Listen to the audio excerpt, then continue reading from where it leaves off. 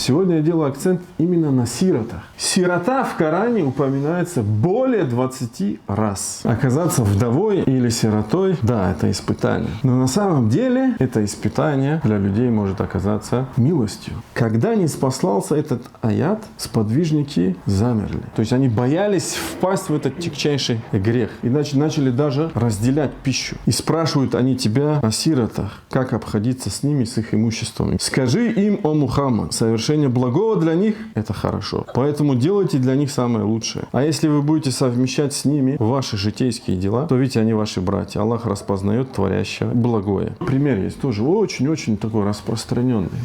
Особенно вот в Украине, где нет мечетей, мало мечетей, можно видеть, да, в аэропортах или на заправках, или еще где-то там на ифтарах, в зале решили сделать намаз. И начали, да, каждый открыл свой девайс и смотрит, куда кибла. Один говорит, нет сюда, другой говорит, нет сюда. Иногда я даже такое видел. Споры начинаются. Хотя пророк сказал, вроде бы, да все понятно, ясно. Между Востоком и Западом кибла. 1-2 градуса не влияет роль. На самом деле, поверьте, каждый чувствует, я в первую очередь себя имею в виду, когда его сердце начинает черстветь. Так вот, если вы желаете, чтобы ваше сердце смягчилось, послушайте совета пророка, который говорит: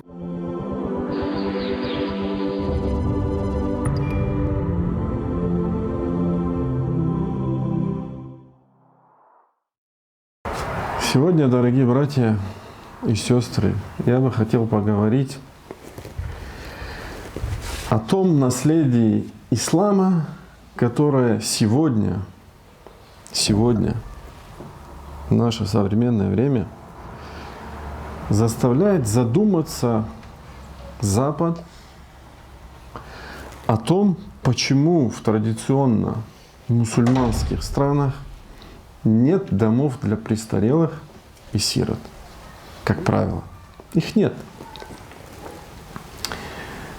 Вот что я прочитал на одном из блогерских сайтов. А в мусульманских странах детских домов и пансионатов для стариков нет.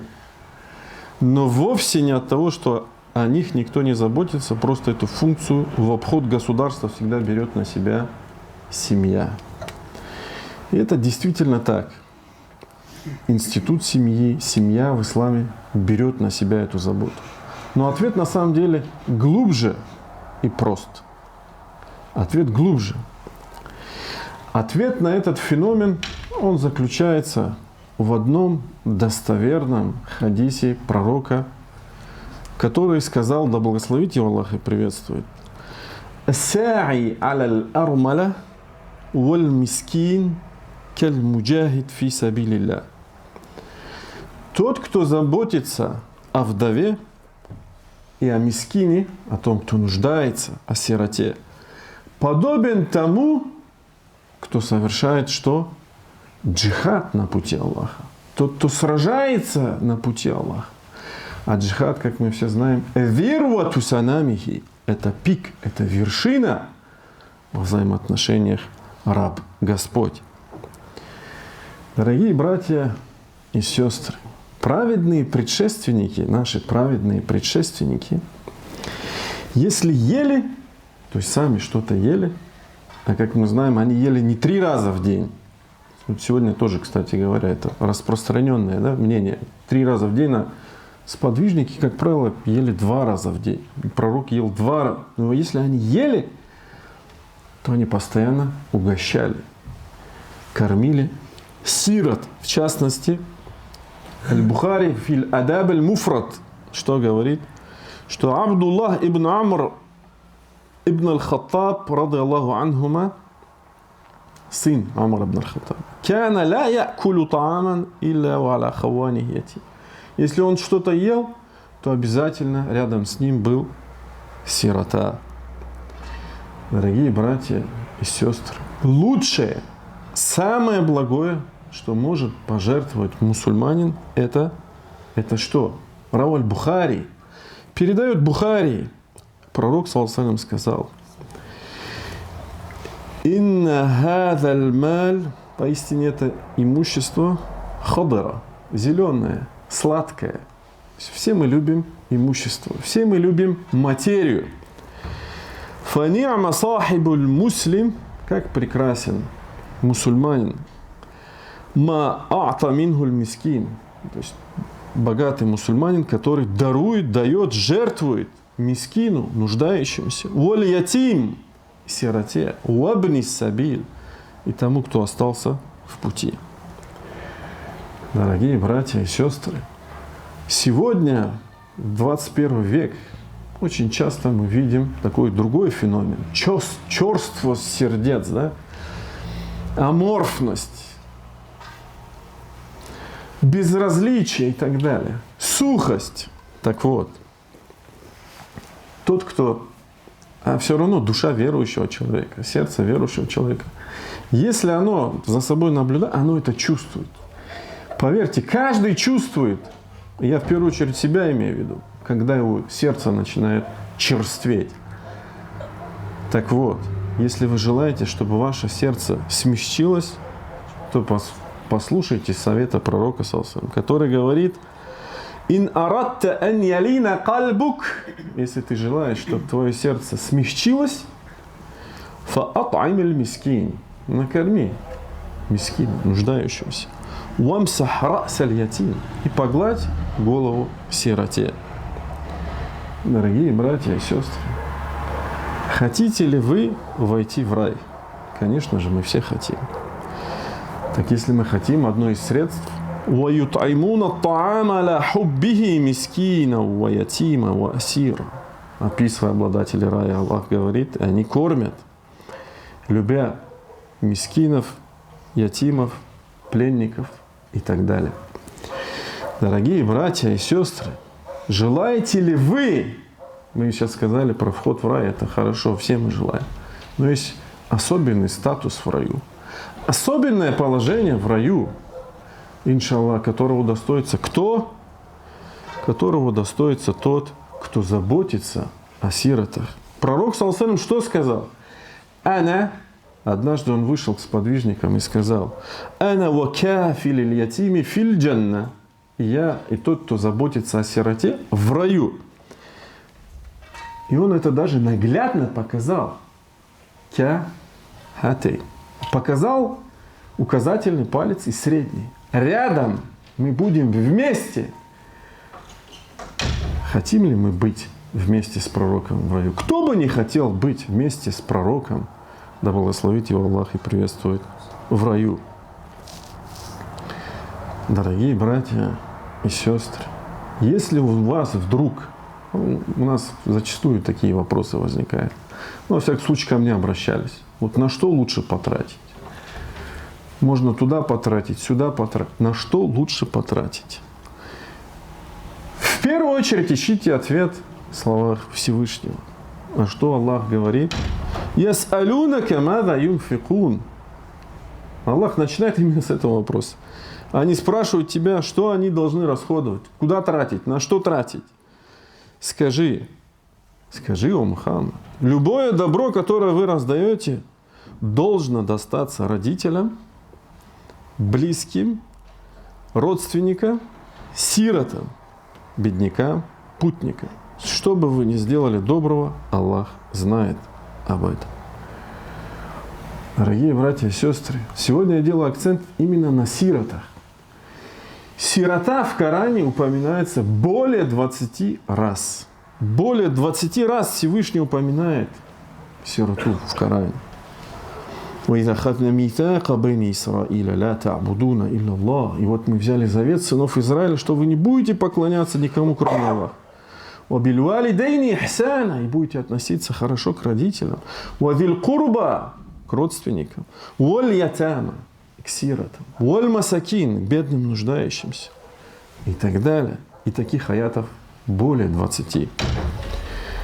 Дорогие братья и сестры, Всевышний упрекает человека за его неблагодарность к милостям, которыми он, на самом деле, все, что мы имеем, какое бы баснословное богатство, которое мы бы не имели, или не имели, или имели в ограниченном количестве, это все от Него. И мы должны проявлять благодарность Аллаху Так вот, в этом контексте благодарности, неблагодарности, Аллах говорит: «Фааммаль инсану ида мабталаху раббуху фаакрамаху ва на'амаху фаякулу рабби акраман». Когда Господь испытывает человека, оказывая ему милость, одаряя его благами, тот говорит: Господь мой почтил меня. Однако же, когда он испытывает его, ограничивая его в пропитании, тот говорит: Господь мой унизил меня. Человек по сущности такой. Уаяду биля, и пусть Аллах упасет нас от этого. Да? И дальше что Аллах говорит? Обратите внимание. Калля! На самом деле не так. На самом деле все, что Аллах распределяет среди своих рабов, оно должно быть достаточно. Кого-то он испытает богатством, кого-то испытывает бедностью, но если будет распределение правильное, если все будут выплачивать закят и будут выплачивать садахаты и так далее, не будет этого нужды. И Аллах говорит: «Калля балля тукримун аль-ятим». Но нет, вы же сами не почитаете сироту. И упоминается именно сирота. «Валя тахаддуна аля таамиль мискин». Не побуждайте друг друга кормить бедняка. «Ва та'кулуна тураса аклян ламма». И жадно целиком пожираете те милости, которые Аллах даровал. Да? Это все наследство. Дорогие братья и сестры, нежелание помочь сироте сопрягается с неверием в воздаяние. С неверием в воздаяние в судный день.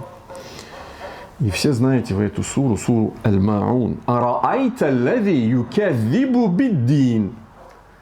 Аллах говорит: а видел ли ты того, кто считает ложью, дин в данном случае, слово переводится как воздаяние.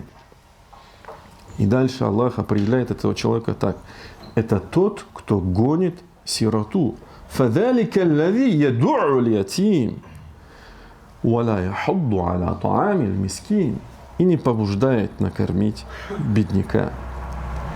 Более того, Всевышний, обращаясь к своему пророку, говорит: «Фаамма аль-ятима фаля такхар». Что же касается сироты, то не прогоняй его. Дорогие братья и сестры, в современное время многие люди, тоже интересный на самом деле момент, увлекаются формой, забывая про суть. Я, конечно же, про крайности.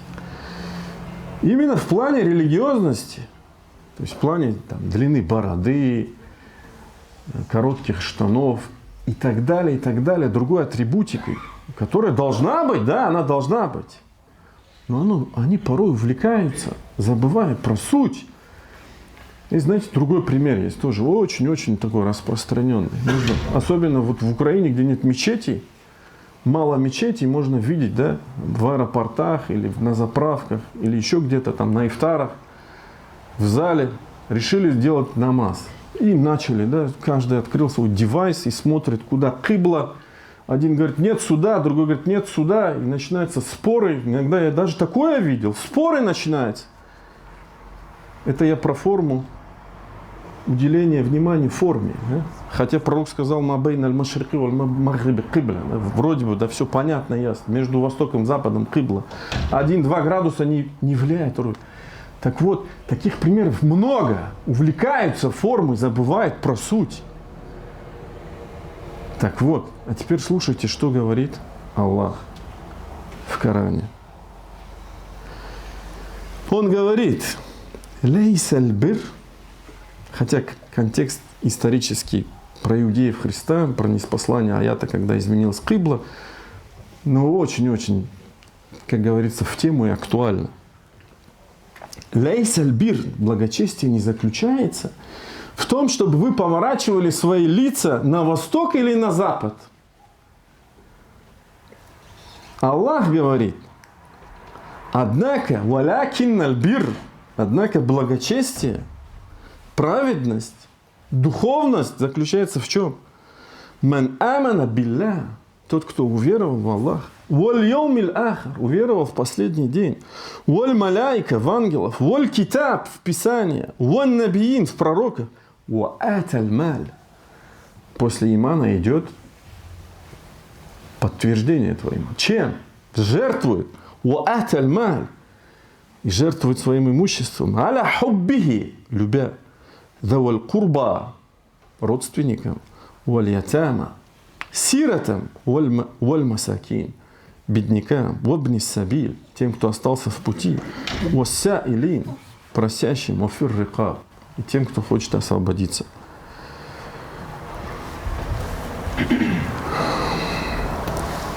Говоря о сиротах и вдовах, зачастую люди удивляются тому, тоже один небольшой момент, на который хотел бы обратить ваше внимание. Почему они не относятся к категории людей, которым полагается выплата закята? Действительно, да? Если мы прочитаем аят «Иннама садакату лиль фукара», где говорится про закят, кому он выплачивается? 8 категорий. И там не упоминаются сироты. И вопрос возникает, почему сиротам не полагается закят? Ответ на самом деле прост. Это так, для эрудиции. Потому что сирота, вдова – это социальный статус. А все, кто упоминается в аяте о закяте, все относятся, там речь идет об экономическом статусе, о материальном статусе. То есть, иными словами, то есть сирота, вдова может быть миллионером, миллиардером, по сути, да? А может быть бедняком, и, как правило, это так и есть. Но если сирота, вдова и бедняк, нуждающийся, то, естественно, ему полагается закят. Так вот, и в этом же контексте, в контексте того, что сирота может быть и богатым, и бедным, это мы про институт вообще, и про отношение ислама, и понимание ислама к этим вещам. Всевышний велит заботиться об их имуществе, об имуществе сироте. И это в контексте того, почему в мусульманских, традиционно мусульманских странах, как правило, нет домов для сирот, престарелых и так далее.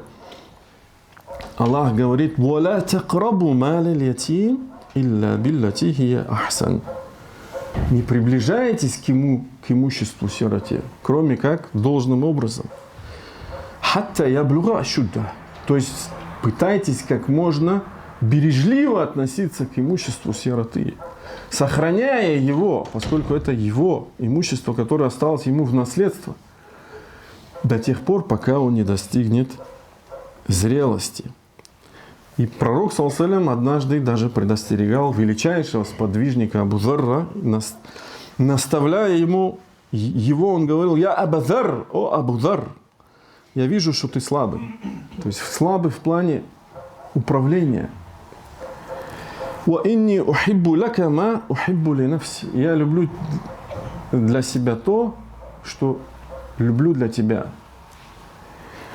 «Ла та'муранна аля иснейн». Ни в коем случае не возглавляй двух. Потому что ты не сможешь, тебе это не дано. Это имеется в виду. «Ва ла туаллиянна мал ятим». И не берись опекать имущество сироты.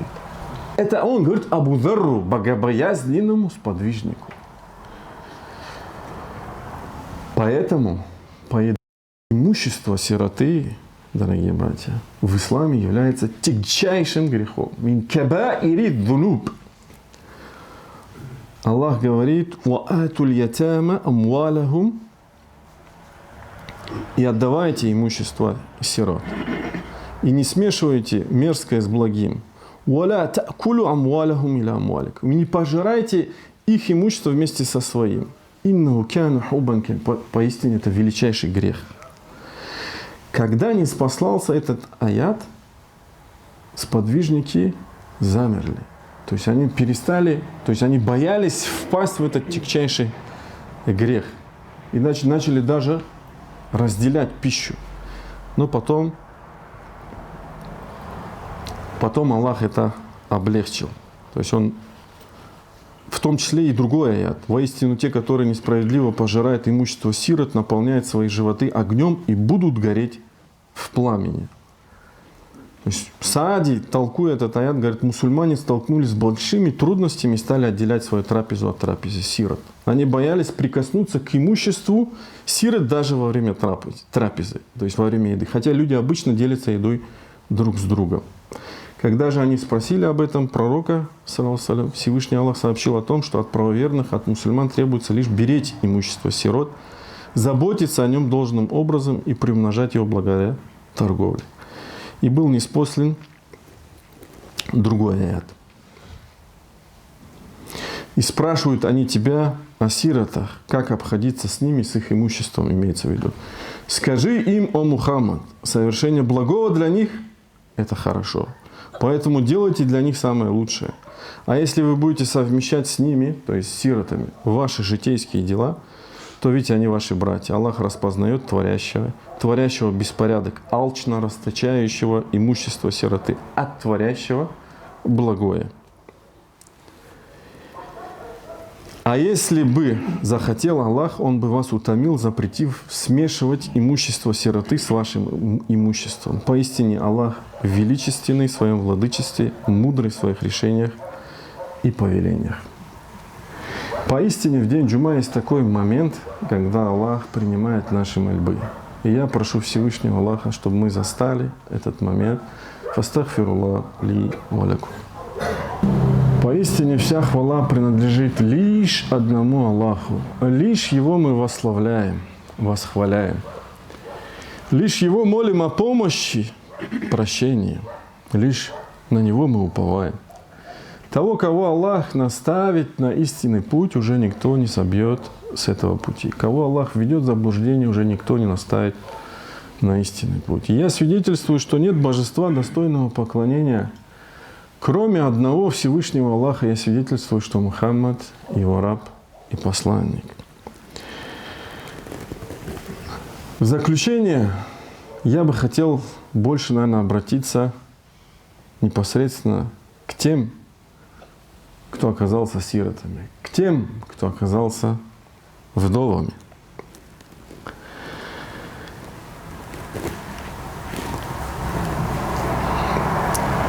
На самом деле, оказаться вдовой или сиротой, да, это испытание.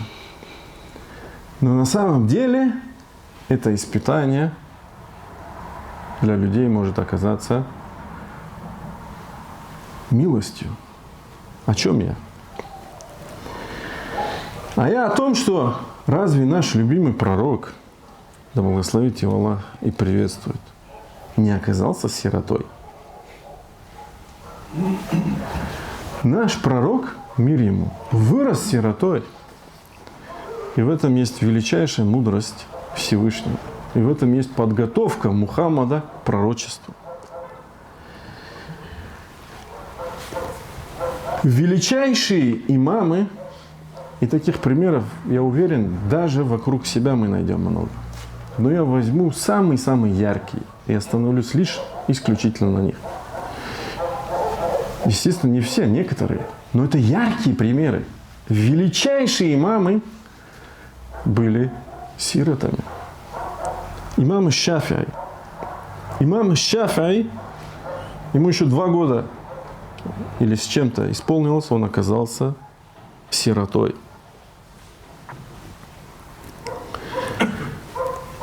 И он говорил: «Кунту ятиман фи хиджри умми». Я был сиротой в доме своей мамы или под опекой своей мамы.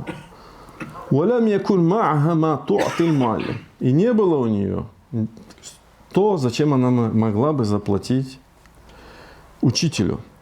«Вакяна аль-муаллиму кад радия минни». И муаллим, то есть учитель, довольствовался тем, что его замещал, если он вставал. И так далее.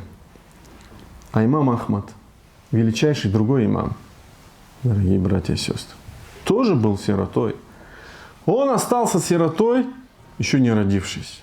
То есть его мама, будучи беременной, осталась без мужа, осталась вдовой. Есть цитата вот из его биографии, которая пробирает прям до слез. «Каля рахимахуллах». Он, да помилует его Аллах, сказал: «Кянат умми туқидуни кабля аль-фаджр». То есть эта вдова будила, она говорит, мама меня будила до фаджра. Биоктин тауиль. За некоторое время. Достаточное время. Ва умри ашара синин. Мне было 10 лет. Ва тудфи ли альма фи щита. Она согревала мне зимой воду. Сумма нусалли ана ва ияха ма ши'на мин салати тахаджуд. Затем мы вместе с ней совершали столько, сколько желали из дополнительного намаза ночного тахаджуд. Затем она вела меня, то есть отправляла со мной в мечеть. По далекой дороге, темной дороге. Мухиш, то есть безлюдной дороге.